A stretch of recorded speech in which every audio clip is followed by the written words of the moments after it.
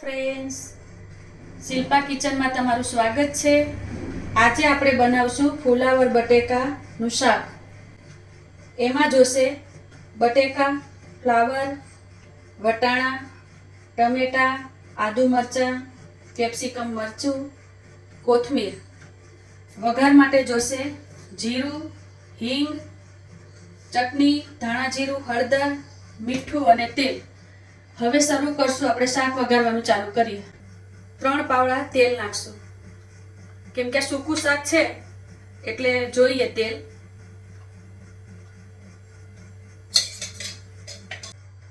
તેલ આવી ગયું છે।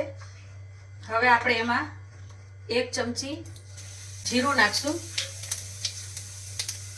અડધી ચમચી હિંગ નાખશું, અડધી ચમચી હળદર નાખશું,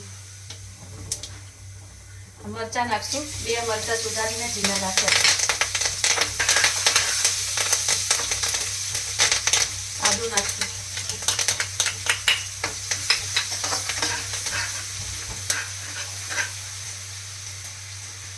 હવે આપણે એમાં પહેલા બટેકા નાખશું,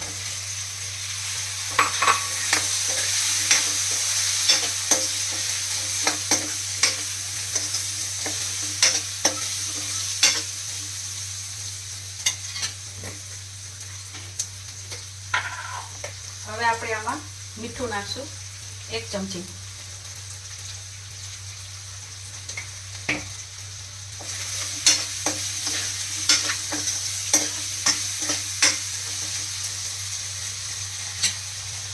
હવે આને આપણે 5 મિનિટ માટે ચડવા દઈશું। હવે આપણે શાક ચેક કરી લઈએ।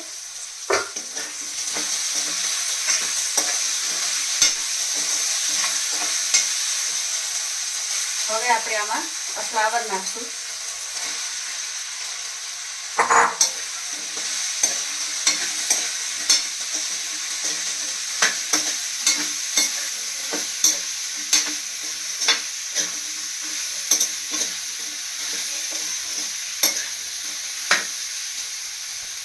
હવે આને 5 મિનિટ માટે પાછું ઢાંકી દઈએ। હવે આપણે પાછું શાક ચેક કરી લઈએ।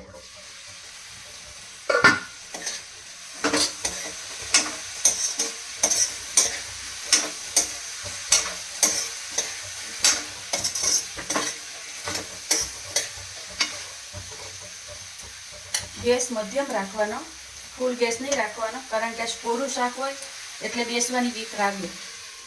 હવે પાછું 5 મિનિટ માટે આપણે ઢાંકી દઈએ।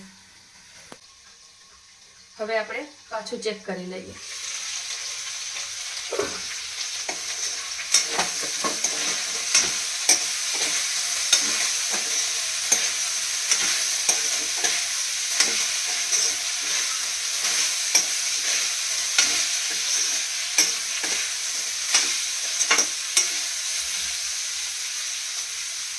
હવે આપણે આમાં ટમેટું નાખશું,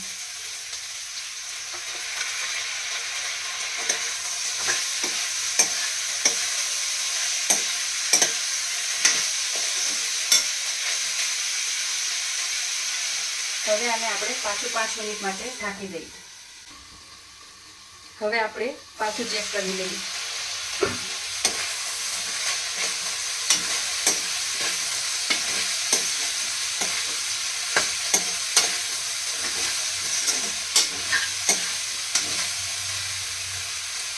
હવે આપણે એમાં કેપ્સિકમ મરચું નાખશું, લીલા વટાણા નાખશું,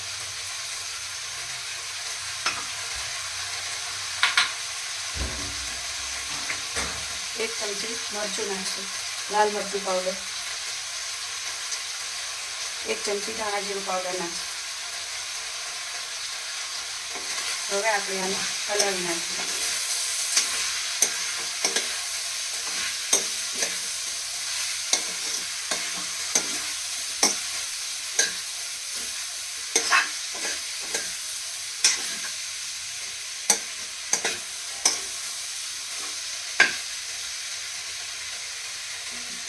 હવે આપણે આને પાછું 5 મિનિટ માટે ઢાંકી દઈએ।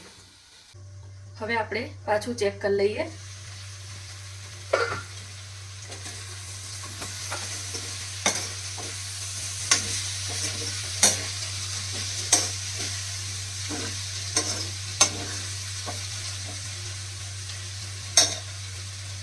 જો શાક ચડી ગયું છે.